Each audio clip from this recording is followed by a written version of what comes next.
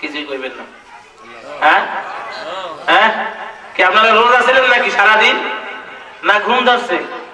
ঘুমে ধরছে? কোথাও কয় না। কি রাগ করছেন? ঘুমে ধরে নাই তো?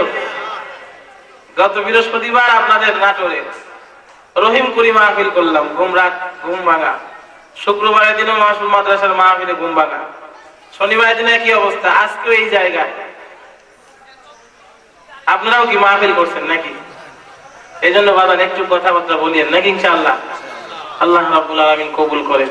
আল্লাহ রাব্বুল আলামিন বলেন, ইয়াসিন ওয়াল কুরআনিল হাকীম ইন্নাকা লামিনাল মুরসালিন। আরো বলবেন আল্লাহু আকবার।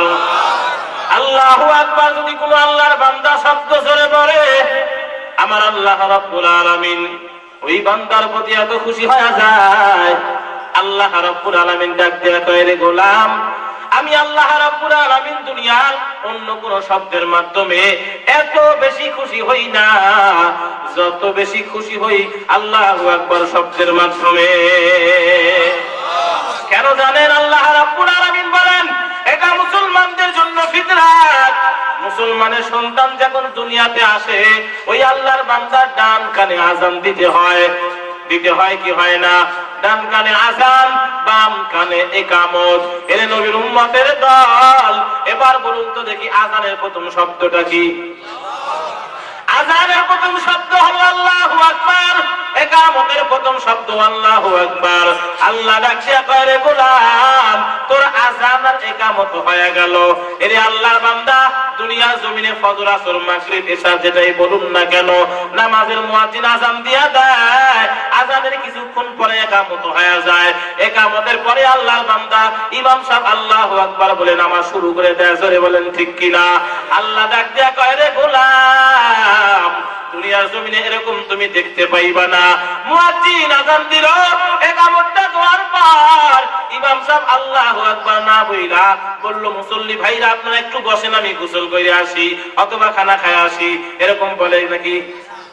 মুয়াজ্জিনের লা ইলাহা ইল্লাল্লাহ শব্দ শেষ হওয়ার সঙ্গে সঙ্গে আল্লাহর বান্দা ইমাম সাহেব আল্লাহু আকবার বলে হাত বাম দিয়া ফালায়। তার মানে কি বোঝা যায়? ইকামতের শেষের পরে আর লম্বা টাইম তোমাকে সময় দেওয়া হবে না। এই নবীর উম্মতের দল, আমরা যখন দুনিয়াতে আসলাম, আমাদের ডান কানে আযান আর বাম কানে ইকামত আওয়াজ হয়ে গেছে।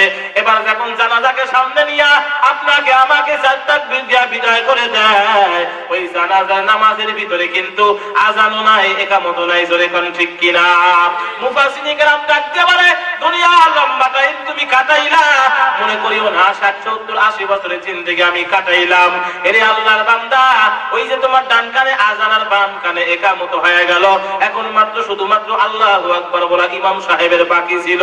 ইকামতের পরে ইমাম সাহেবের আল্লাহু আকবার বলতে যেমন সময় বেশি নেয় না, তোমার 60 70 80 বছরের জিন্দেগি এই মাত্র কয়েক সেকেন্ডের সময়।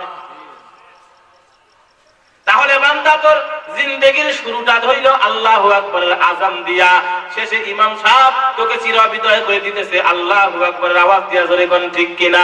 তার মানে বান্দা, আল্লাহু আকবার তোর শুরুতে, আল্লাহু আকবার তোর শেষে, মাঝখানে সময়টাতে কি তুই এরকম ভাবে আমি আল্লাহ পাককে ভুলিয়া থাকবি? না, না, হইতে পারে না। এরে আল্লাহর গোলাম,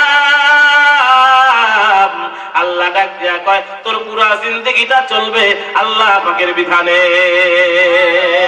আল্লাহ আল্লাহ ক্যা মুবারক নাম হায়, আল্লাহ আল্লাহ আশিকু কা কাম হায়, আল্লাহ আল্লাহ এই যে শিরিনিস্ত নাম, শিরে সাগর নিকুনাত যা মন্তামাম। তাহলে আমরা যখন আল্লাহু আকবার এরকম বলতে বলবো, আস্তে বলবেন নাকি জোরে? কথা কয় না? জোরে বলবেন আল্লাহু আকবার। আল্লাহ রাজ্জা কয়, রে গোলাম, যখন তোমরা আল্লাহু আকবার শব্দ জোরে বলো, আমি আল্লাহ তো খুশি হয়ে যাই। আমি আল্লাহ রাব্বুল আলামিন আল্লাহু আকবার আওয়াজটা জোরে দেওয়ার কারণে আমি আল্লাহ রাব্বুল আলামিন জান্নাতের 8টা দরজা খুলে দেই। মুফাসসিরিনে কেরাম দেখতে বলে, এরে বান্দা একটু লক্ষ্য করে কেন দেখো না, আল্লাহু লিখতে 4টা অক্ষর লাগে, জোরে কোন কয়টা? আল্লাহু লিখতে অক্ষর লাগে 4টা, আবার আকবার শব্দ লিখতে অক্ষর লাগে কয়টা? আকবার শব্দ লিখতে অক্ষর লাগে 4টা। এবার বলুন তো দেখি 4 4 কত হইল? আল্লাহ জান্নাত বানাইছেন কয়টা? আল্লাহ ডাক দিয়া করে, গোলাম যখন তুই আমি আল্লাহ পাকের কোরআন শোনার পরে জোরে বলবি আল্লাহু আকবার, আমি আল্লাহ রাব্বুল আলামিন ওই 8 অক্ষরের ভিতরে আমি আল্লাহ রাব্বুল আলামিন প্রত্যেকটা জান্নাতের চাবি রাখিয়া দিয়েছি। তুই আল্লাহু আকবার শব্দ জোরে বলতে দেরি করবি, আমি আল্লাহ তোর জন্য জান্নাতের 8টা দরজা খুলতে দেরি করব না। আল্লাহু আকবার বলো রে মুমিন, জোরে আল্লাহু আকবার। আমার আল্লাহর আসমান, আমার আল্লাহর জমিন, আমার আল্লাহর আসমান, আমার আল্লাহর জমিন, আল্লাহু আকবার বলো রে মুমিন, আল্লাহু আকবার বলো রে মুমিন।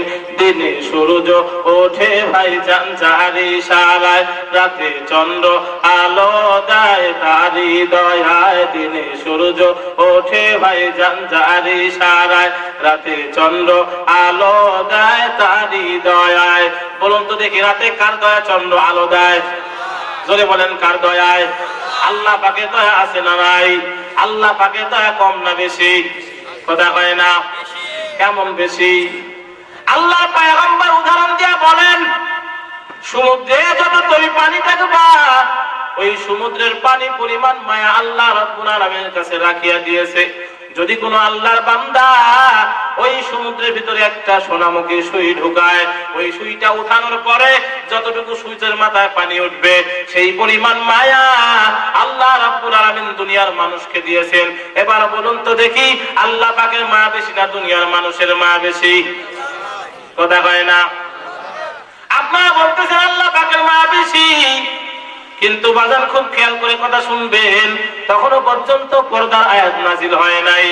আল্লাহর পয়গম্বরের কাছে একজন মহিলা সাহাবিয়া আল্লাহর পয়গম্বরের কাছে ছোট্ট একটা বাচ্চা নিয়া আল্লাহর পয়গম্বরের দরবারে হাজির। ডাক দিয়ে বলে, পয়গম্বর বলুন তো দেখি, আল্লাহ পাকের মায়া বেশি না দুনিয়ার মানুষের মায়া বেশি? আপনারা কিছুক্ষণ আগে বলছেন কার দয়া বেশি?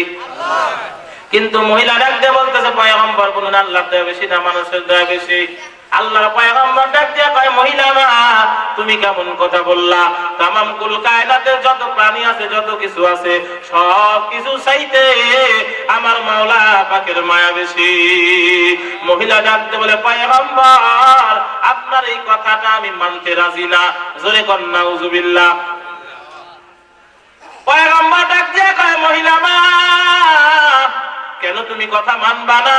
আল্লাহর বান্দী ডাক দিয়ে বলে, পয়গম্বর আল্লাহ পাকের যে মায়া বেশি না এই ব্যাপারে আমার কাছে দলিল আছে। কি আছে? কথা কয় না। আল্লাহর পয়গম্বর ডাক দিয়ে কয়, মহিলা মা কেমনে তুমি বললা তোমার কাছে দলিল আছে? মহিলা ডাক দিয়ে বলে, পয়গম্বর আগে সুন্দর করে আমার কথাটা শুনবেন। আমার কোলের ভিতর ছোট্ট একটা বাচ্চা দেখেন, এই বাচ্চাটা আমার বাচ্চা। এই সন্তানটা একসময় বড় হবে, এই সন্তানটা বড় হওয়ার পরে যত বড় চোর বাটপার লম্পট হোক না কেন, পয়গম্বর বলুন তো দেখি আমার এই সন্তানটাকে দুনিয়ার কোনো বিপদে ফেলাইতে পারবো নাকি? বলে, দুনিয়ার কোনো মানুষ পারে? দুনিয়ার কোনো মা পারে না।